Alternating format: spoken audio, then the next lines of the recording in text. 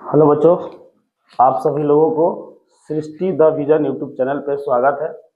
और आज हम लोग एक बायोलॉजी का क्लास 12 का चैप्टर है मानव जनन यानी कि ह्यूमन रिप्रोडक्शन। इसके पहले आपको सेकेंड चैप्टर में sexual reproduction in flowering plant यानी कि पुष्पी पादपों में लैंगिक जनन, दूसरा चैप्टर था पहला चैप्टर था जीवों में जनन यानी कि रिप्रोडक्शन इन ऑर्गेनिज्म। तो दो चैप्टर हम लोग जनन पढ़ कर आए हैं। इतना तो हमको पता है कि जनन क्या होते हैं, ठीक है। आज हम लोग सीखेंगे, अभी तक हम लोग पादप में जनन सीखे, सूक्ष्म जीवों में जनन सीखे, वैसे प्लांट भी देखे जो बिना निषेचन के भी फल का निर्माण करते हैं, न्यू प्लांट का निर्माण करते हैं। वैसे जीव भी देखे कि जो बिना निषेचन के भी नए संतान की उत्पत्ति करते हैं। तो आज हम लोग इस चैप्टर में मानव के बारे में सीखेंगे कि मानव में जनन होता क्या है। ये आपका है लेक्चर 1 आज का स्टार्ट हो रहा है। आज पहला दिन आपका इस चैप्टर पे है, ठीक है। तो लेक्चर 1 में हम लोग सीखेंगे सबसे पहले कि मानव जनन एक्चुअली होता क्या है। इसके पढ़ने से पहले आपको हम बता देते हैं इस चैप्टर में क्या क्या चीजें हमको पढ़ना है, ठीक है। देखते हैं।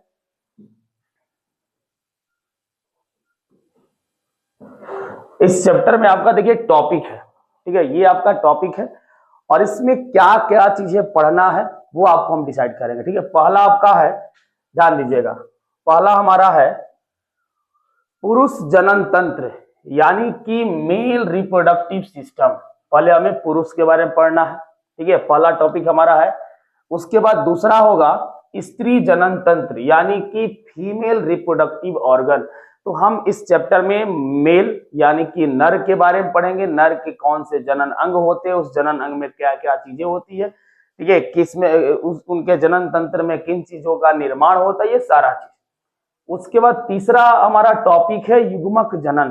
तो आपको पता है कि जो लैंगिक जनन होता है उसमें हमेशा युग्मक की आवश्यकता होती है, राइट। उसमें हम लोग पढ़ेंगे क्या, युग्मक जनन यानी कि गैमेटोजेनेसिस, ठीक है। उसके बाद है चौथा टॉपिक हमारा है आर्तव चक्र, जिसे रजोधर्म, रजो ऋतुस्राव, ठीक है, रजोस्राव या आपका माहवारी, ठीक है, बहुत सारा इसका नाम होता है। हम लोग इसमें पढ़ेंगे मेंस्ट्रुअल साइकिल के बारे में यानी कि एमसी के बारे में, यानी कि इसका नाम है क्या, आर्तव चक्र। उसके बाद है पांचवा टॉपिक हमारा निषेचन एवं अंतरोपण यानी कि फर्टिलाइजेशन एंड इम्प्लांटेशन। उसके बाद है 6 नंबर जो टॉपिक हमारा है सगर्भता एवं भ्रूण परिवर्धन। तो इसमें हम लोग पढ़ेंगे प्रेगनेंसी के बारे में और एम्ब्रियो डेवलपमेंट के बारे में कि कोई भी मादा किस प्रकार से प्रेग्नेंट होती है, उनमें फिर एम्ब्रियो का डेवलपमेंट कैसे होता है यानी कि भ्रूण का परिवर्धन कैसे होता है। और लास्ट में आपका है प्रसव एवं दुग्ध श्रवण यानी कि पार्चुरेशन एंड लैक्टेशन। तो लास्ट में हम लोग पढ़ते हैं कि पार्चुरेशन क्या होता है, लैक्टेशन क्या होते हैं, ठीक। इस सारे टॉपिक को खत्म करेंगे तब जाके हमारा चैप्टर नंबर 3 खत्म होगा। तो बारी बारी से हम पूरे चैप्टर को पढ़ेंगे, लेकिन इस टॉपिक को पढ़ने से पहले हम इस जो हमारा हेडलाइन है मानव जनन, तो कुछ मानव के बारे में भी हम जान लेते हैं। और आपको बता दें कि अगर हम बात करते हैं नीट का, तो नीट में इससे 3 से 4 क्वेश्चन आते हैं, 3 से 4 क्वेश्चन, यानी कि टोटली आपका 12 से 16 नंबर का क्वेश्चन इससे नीट में पूछता है।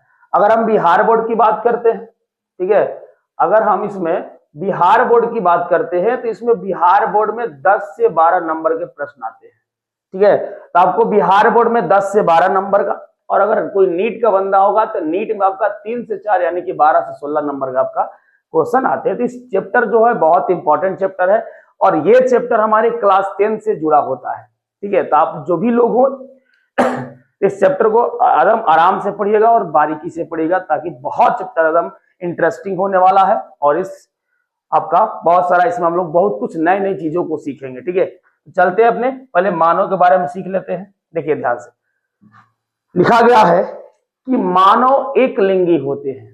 देखिए लिखा गया ना, मानव जो होते कैसे होते हैं, एक लिंगी होते। एक लिंगी का मतलब, एक लिंगी का मतलब होता है कि जिसमें नर और मादा ये दोनों का होते हैं, अलग अलग होते हैं, यानी कि नर भाग अलग होगा और मादा भाग अलग होगा। इसके पहले हम फर्स्ट चैप्टर में पढ़े थे कुछ ऐसे जीव जिनमें कि नर और मादा एक ही में होता है, ठीक है। जैसे में अर्थवर्म, अर्थवर्म जो होता है, केचुआ जो होता है बाइसेक्सुअल ऑर्गेनिज्म होता है, ठीक है। तो उसमें नर और मादा दोनों एक ही में होते हैं, ठीक। लिखा है ये एक लिंगी होते हैं, इनमें नर जनन अंग और मादा जनन अंग दोनों क्या होते हैं, अलग अलग होते हैं। तो मानव जो होता है जिसमें सबसे पहले कि यूनिसेक्सुअल होता है। यूनिसेक्सुअल का मतलब कि जिसमें नर भाग और मादा भाग अलग अलग होते हैं। उसके बाद है कि मानव जो होता है द्विगुणित संरचना वाले होते हैं। द्विगुणित का मतलब कि ये जो होते हैं 2n स्ट्रक्चर के होते हैं, ठीक है, यानी कि मानव जो होते हैं 2n स्ट्रक्चर के होते हैं, राइट। तो हम लोग दो बात सीखे इसमें। पहला बात कि मानव जो होते एक लिंगी होते हैं, दूसरी बात कि मानव में नर जनन अंग और मादा जनन अंग अलग अलग होते हैं, और सबसे तीसरी बात कि मानव एक द्विगुणित संरचना वाले होते हैं। तो ये था हमारा अभी तक मानव के बारे में। अभी हम कुछ टर्म पढ़ने वाले हैं, ठीक है, टर्म कि किसके बाद कौन से टर्म आते हैं, ठीक है, और उस टर्म को भी हम लोग बारीकी से पढ़ेंगे। सबसे पहला टर्म आपका है युग्मक जनन, जहां पर स्पर्म और ओवा का निर्माण होता है, ठीक है। किसका निर्माण, शुक्राणु और अंडाणु का निर्माण होता है। उसके बाद वीर्य सेचन, जिसको इंसेमिनेशन कहा जाता है। वीर्य सेचन में आपका क्या होगा कि जो शुक्राणु होता है वो मादा की योनि में जाता है और जाने के बाद वहां पर फर्टिलाइज होता है, उसी को सेचन यानी कि सेचित होना, ठीक है, इसी को बोलते हैं वीर्य सेचन। उसके बाद निषेचन होते हैं यानी कि फर्टिलाइजेशन होते हैं। उसके बाद विदलन की प्रक्रिया होती है, क्लीवेज होते हैं। उसके बाद हमारे होते हैं क्या, अंतरोपण, इम्प्लांटेशन होता है। इम्प्लांटेशन के बाद होगा जर्म स्तर का निर्माण, ठीक है, जर्म स्तर बनेंगे, मादा जर्म स्तर, मादा जर्म सेल, नर जर्म सेल जो कि शुक्राणु बनाएंगे, मादा जर्म सेल जो कि अंडाणु बनाते हैं, ठीक है। यानी कि यहां पर होगा क्या, हमारा भ्रूणीय विकास। उसके बाद क्या आएगा, प्रसव, और प्रसव के बाद आता है दुग्ध स्रवण। इसमें ध्यान देना, ठीक है। एक नंबर पे कौन होगा हमारा, युग्मक जनन, 2 नंबर पर वीर्य सेचन, 3 नंबर पर निषेचन, चौथे पर विदलन, 5 नंबर पर अंतरोपण, 6 नंबर पर जर्म स्तर और गैस्ट्रुलेशन, 7 नंबर पर प्रसव, और 8 नंबर पर होते हैं दुग्ध स्रवण। तो ये कुछ टर्म है, यानी कि टर्म का मतलब बाबू कि किसके बाद कौन आते हैं। ये टोटली टर्म आप लोग को याद रखना है। ये आपके स्टेटमेंट वाले क्वेश्चन में पूछे जाते हैं कि निम्न में से कौन सा स्टेटमेंट सही हमारा है, तो ये टर्म वाले क्वेश्चन होते हैं, राइट। नेक्स्ट देखते हैं, नेक्स्ट पेज पर, ठीक है। उसके बाद आता है कि मनुष्य में लैंगिक जनन पाया जाता है, राइट, ठीक है। कौन से जनन की बात कर रहे हैं हम लोग, लैंगिक जनन की, ठीक है। तो मनुष्य में कौन सा जनन, लैंगिक जनन। लैंगिक जनन का मतलब क्या होता है, पढ़े हम लोग, 2 चैप्टर पढ़े अभी तक, फर्स्ट और सेकंड दोनों में पढ़े हम लोग। लैंगिक जनन का मतलब जिसमें नर जनन अंग और मादा जनन अंग भाग लेते हैं, उसे क्या कहते हैं, लैंगिक जनन कहा जाता है, ठीक है। उसके बाद जैसे देखो यहाँ पर ये नर हो गए, तो नर से क्या बना, वृषण, मादा से क्या हुआ, अंडाशय। तो वृषण और अंडाशय को हम क्या बोलते हैं, लैंगिक अंग बोलते हैं। क्या बोलते हैं, लैंगिक अंग। और वृषण से किसका निर्माण होता है, शुक्राणु का। अंडाशय से किसका निर्माण होता है, अंडाणु का। और इन दोनों को हम क्या बोलते हैं, युग्मक बोलते हैं। तो फिर से पुनः चलते हैं, मनुष्य में कौन सा जनन, लैंगिक जनन, जिसमें कि नर और मादा दोनों भाग लेते हैं। नर में वृषण होता है और मादा में अंडाशय होता है। और वृषण और अंडाशय को क्या बोलते हैं हम लोग, है लैंगिक अंग बोलते हैं। और उसके बाद वृषण से किसका निर्माण, शुक्राणु का। और अंडाशय से किसका निर्माण, अंडाणु का। और शुक्राणु और अंडाणु को एक साथ क्या बोलते हैं हम लोग, युग्मक बोलते हैं। तो ये हमारा होता है अगुणित, ये भी हो जाएगा अगुणित। तो युग्मक हमारे कैसे होते हैं, अगुणित होते हैं, ठीक है। उसके बाद है कह रहा है कि मनुष्य लैंगिक द्विरूपता को दर्शाते हैं, जिसको अंग्रेजी में डाइमॉर्फिज्म कहा जाता है। तो लैंगिक द्विरूपता का मतलब क्या, यही कि नर और मादा दोनों अलग अलग दर्शाते हैं, इसी को हम बोलते हैं क्या बाबू, लैंगिक द्विरूपता। तो मानव जो होते हैं किसको दर्शाते हैं, लैंगिक द्विरूपता को दर्शाते हैं। उसके बाद आपका है नेक्स्ट, मानव में लैंगिक जनन के दौरान 2 लैंगिक अंग का निर्माण होता है। यानी कि मानव जब जनन करता है, मानव जब आपका एक प्रक्रिया करता है, लैंगिक जनन की प्रक्रिया करता है, तो उस दौरान उसमें 2 लैंगिक अंग बनते हैं, यानी कि 2 सेक्सुअल ऑर्गन का निर्माण होता है, ठीक है, जिसको हम कहते हैं प्राथमिक लैंगिक अंग और दूसरा हमारा है द्वितीयक लैंगिक अंग, ठीक है। तो ये हमारा है प्राथमिक लैंगिक अंग, ये, और दूसरा हमारा है द्वितीयक लैंगिक अंग। अब बात करते हैं प्राथमिक लैंगिक अंग की, ध्यान दीजिएगा। किसकी बात करेंगे? प्राथमिक लैंगिक अंग की, यानी कि वे अंग जिनमें युग्मक का निर्माण नहीं होता है। ठीक है, वे अंग जिनमें युग्मक का निर्माण वे अंग जिनमें युग्मक का निर्माण होता है उसे क्या कहते हैं? प्राथमिक लैंगिक अंग कहते हैं।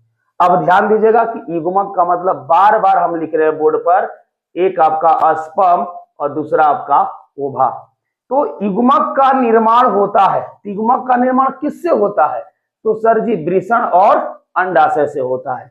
और इस वृषण और अंडाशय को देखो, बहुत सारे प्रश्न पूछे जाते हैं कि सर जनद किसे कहते हैं, 2 नंबर में अक्सर पूछता है बिहार बोर्ड में आपको।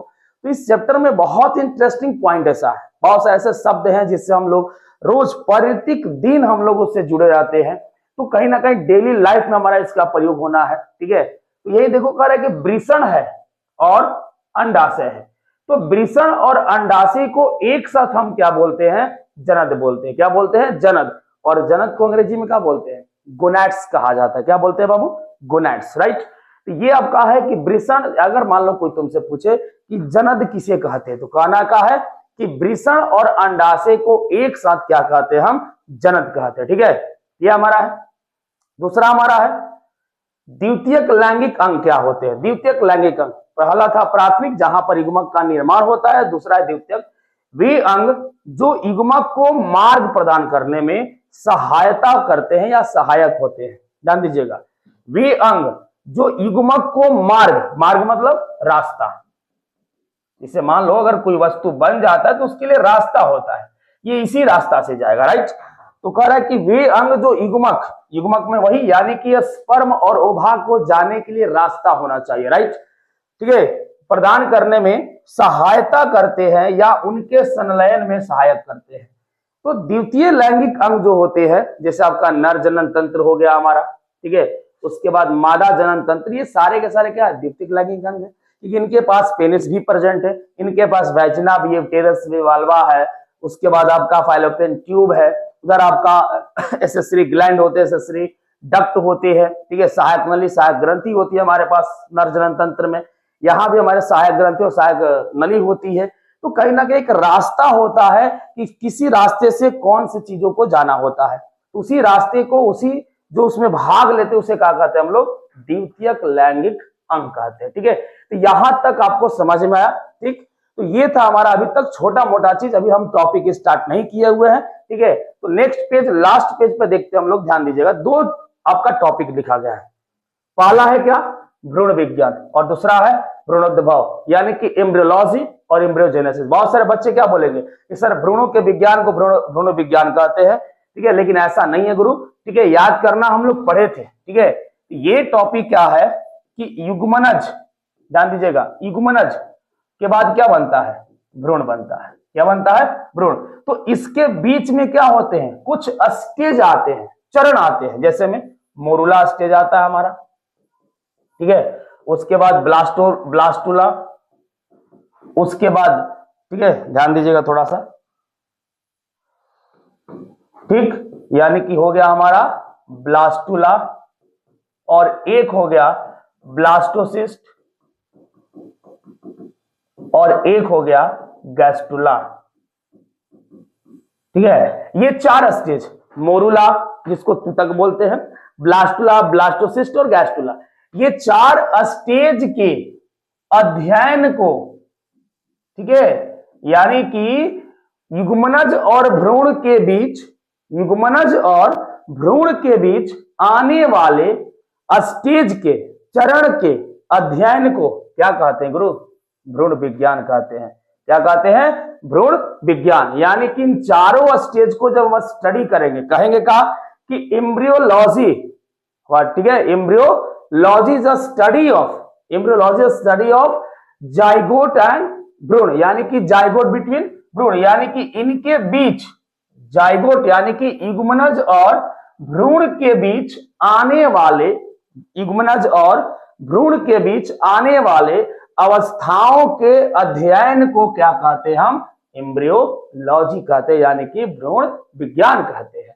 उसके बाद भ्रूणोद्भव भाव यानी कि एम्ब्रियोजेनेसिस क्या होता है, तो ध्यान दीजिएगा, मोरूला, ब्लास्टुला, ब्लास्टोसिस्ट और गैस्टुला, यानी कि मोरूला, ठीक है, ब्लास्टुला, ध्यान दीजिएगा, ब्लास्टुला, ब्लास्टोसिस्ट और गैस्टुला, इन चारों को एक साथ, ठीक है, इन चारों को एक साथ हम क्या बोलते हैं बाबू, भ्रूणोद्भव कहते हैं। तो दो चीज याद रखना, फर्स्ट चैप्टर में हम लोग पढ़े हैं कि उसके बीच आने वाले अवस्थाओं के अध्ययन को भ्रूण विज्ञान, और जो अवस्था आती है उस अवस्था को कहा जाता है क्या, भ्रूणोद्भव कहा जाता है। तो ये था हमारा आज केवल मानव के बारे में कुछ मेन पॉइंट्स। हम लोग नेक्स्ट लेक्चर में आपको मिलते हैं नर जनन तंत्र के बारे में, यानी कि मेल रिप्रोडक्टिव सिस्टम। तो कैसा लगा आपको ये पढ़ाई, ये स्टडी, ठीक है, कैसे लगे ये आपके जो कंटेंट थे हमारे, तो कमेंट करना ना भूले, जरूर कमेंट करें ताकि हमें भी पता चले कि आपके मन में क्या है, कैसा आपको आप सेटिस्फाई है या नहीं है, ठीक है। तो अभी हम लोग अब नेक्स्ट वीडियो में मिलते हैं आपको, फिर लेक्चर 2 में हम लोग मिलेंगे मानव जनन के थ्रू, ठीक है, वहां पर आपको बताया जाएगा मेल रिप्रोडक्टिव सिस्टम। तो अब तब तक के लिए धन्यवाद, best of luck, thank you.